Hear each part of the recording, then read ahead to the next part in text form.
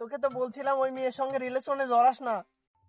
আরে চুপ না, এমনিতেই ছেঁড়া খেয়া দেখা হয়ে আছি, তার উপর তুই আবার কাটা ঘ্যান ওনার ছিঁড়া দিচ্ছিস। এই কাটা খায় নুনে সেটা মানে আমার তো মনে হচ্ছে বাড়ির থেকে কয়েকটা বোম্বাই মরিচ কাটি আনি তোর কাটা খায়ে ক্যাস ক্যাস ক্যাস ক্যাস করে ডুলে দিই। হ্যাঁ, অল্প বয়সে প্রেম করো না, এখন পর্যন্ত বালুটা নাই আর প্রেম করো। প্রেম করা খুব স্বাদ উঠেছে তাই না?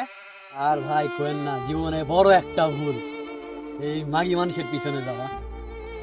কি আর কবো, জীবনে সর্বোচ্চ বড় একটা ভুল করে ফেলাইছি।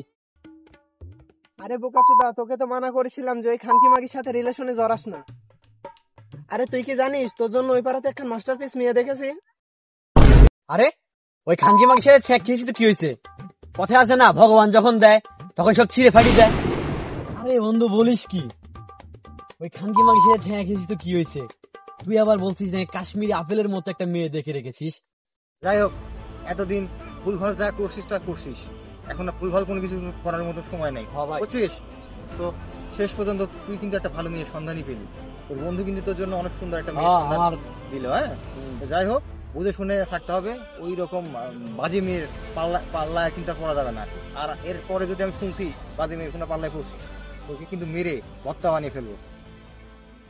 চল বন্ধু।